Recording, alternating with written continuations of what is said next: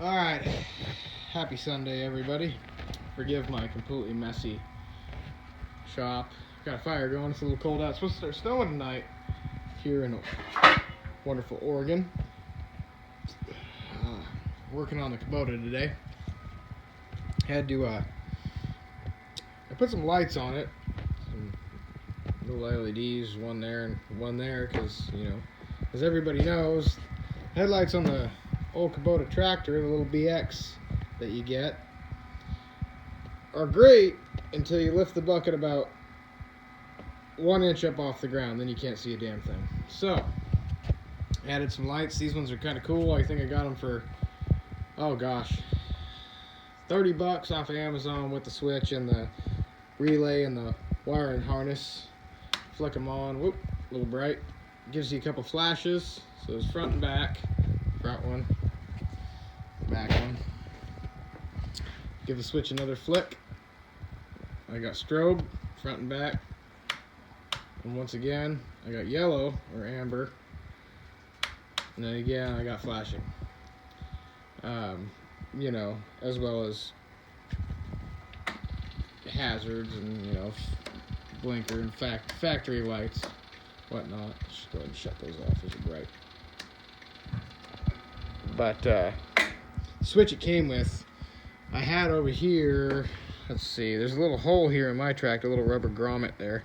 I had the switch in there, and my tractor stayed outside for about a week, and it rained, and the switch just couldn't handle it, so I relocated the switch, bought a new switch. This one's supposedly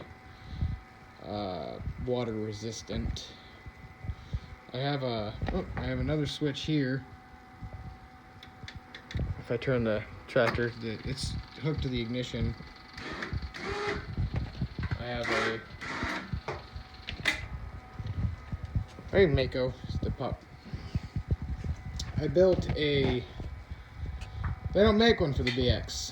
It's too small of a tractor, and I burn firewood in my shop and my house, and I got the winch for like $60, I think. Not very much. And then I had this square tubing from a project building a bumper for my Cherokee left over, and then some steel plate, and I made a mini skidder. Let me tell you what, that's a 3,000 pound winch, and I have it wired in with a quick disconnect here, so I can just pop it off and unhook it and throw it to the side. If I need to hook up my mower or whatever else, we'll worry about that later. It's a little hard to do one-handed. But let me tell you what, that little 3,000 pound winch run up through that snatch, I can hook that to any solid object, and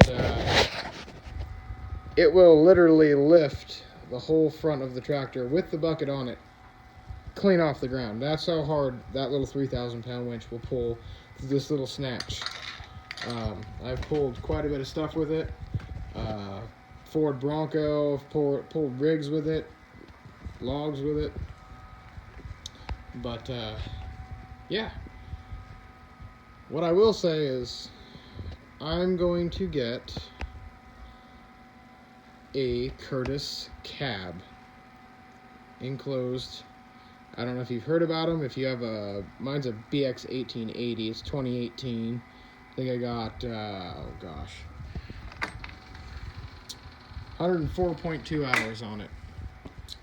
I'm going to get a Curtis cab for it. Works great for the wintertime. It comes with a heater that wires right into the coolant system of the tractor. It's an awesome setup. Glass windows, comes with a wiper. The coolest part about it is come summertime, you can also get an air conditioner. It sits up on the roof of it, which is awesome. Wires into the 12-volt system. Wicked. I'm going to start with the cab because it's wintertime right now, and then come summertime I'll probably purchase the air conditioning for it, which would be awesome. Also, anybody that doesn't already know, this tractor is too small of a tractor for what I use it for. I should have got a B series. or something. It has plenty of horsepower, being it's an 18 horsepower tractor. It's plenty of horsepower for everything I need it for. It's just wasn't very big.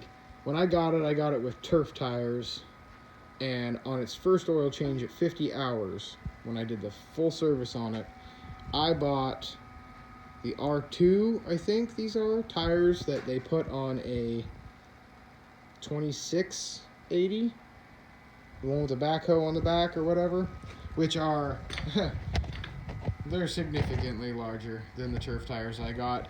Everybody knows if you own one of these, if you get turf tires, the front tires is the first thing that hits anything, and you just will, or you're going to ruin them. I ripped valve stems off. I ripped the whole tire off the rim one day, just driving on a side hill. It was too much, and I was carrying some weight in the bucket, and the tire rolled off the bead and rolled it all the way on the inside, right up tight to the axle. The whole tire came off the rim.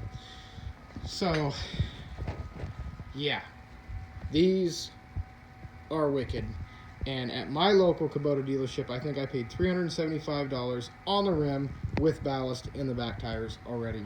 We loaded them in the bed of my truck with a forklift, brought them back here, wheeled them out with the tractor, threw them on. They fit, they work amazing. Makes more than enough horsepower to run these tires without sacrificing anything at all. They don't rub, they don't hit nothing. I got lots of room. They're just an all-around better tire. If you buy if all you need is an 1880 and all you're doing is mowing your lawn, go with the turf tires. Maybe. If you take it out of four-wheel drive, these tires will not tear up your yard. I assure you. So, and I guarantee if you're buying a tractor like this and not a riding lawnmower, you're going to want tires that grab traction, because you may not think when you're purchasing the tractor and signing your name on the dotted line that you're going to pay it off and all that stuff, that you'll use these kind of tires, but I assure you, if you own a tractor, you will find a point in time when these tires are what you want and not the turf tires. And here's a proof of it. I took my turf tires and I put them on Craigslist for free. There they are. And they're still ballasted in the back tires, and there's the front tires. Nobody wanted them. Nobody at all. So, there I have them. If I go somewhere a long ways away and I am doing some tractor work, I'll just carry, one front and one back or something for a spare, and go from there. I'll end up using them, I'm pretty sure. But, go with these. Definitely go with these tires. They'll tell you that they won't fit. They'll tell you that they won't work. I'm telling you, they work awesome. To see what these tires can do versus the turf tires, let's see, what's the name of the channel on YouTube? Messick's. If you go on Messick's on YouTube, they do tractor reviews, and they sell Kubota and all kinds of other farm implements and stuff. But they do a pulling test versus the turf tires, and these tires here and these tires here are by far better. Everybody does the bolt-on hooks. I'm a little bit too cheap for that. I went and bought weld-on hooks, welded them on the bucket there. I think they're like 3/8. Yeah, I think they're like $3 a piece. If you are able to weld, far nicer, I think. I don't like drilling holes. Holes rust, and they wallow out. If I rip that off, I'm doing something extremely wrong or something extremely right. I do not know. I also have one on my mower deck outside. It helps for chaining it down. I don't like wrapping around anything else underneath my tractor. You got a chain that rubs on your steering there or on your tie rod end, and it's going to wear it out, or it goes across the top of your fill cap there. It's just going to snap it off. I just loop a chain through there, go through the leveling loop on the bucket, down to my tie off, and then most of the time when I go somewhere I have my mower deck, And I have one welded to the outside edge of it. I just hook a chain to it and tie her off. She's not going anywhere. Don't weigh that much. But yeah, I will do an update on the old BX when I get the cab, because I'm going to actually install it myself. I'm not going to have it done. I'm going to have my dealership order it, because it'll save me money, because they have forklift and a loading dock, and it's only 3 minutes from my house. I'm going to have them order it. I'm going to go pick it up and bring it back here, and then I'm going to install it myself. I believe the Curtis cab is $3,100, which isn't bad considering I paid like $1,900 for my mower deck for this tractor when I purchased it. And the bucket itself, if you buy this without the bucket, it's going to damn near cost you that much alone to get the quick disconnect bucket system. I did not get the skid steer quick disconnect. I got the whole thing comes off.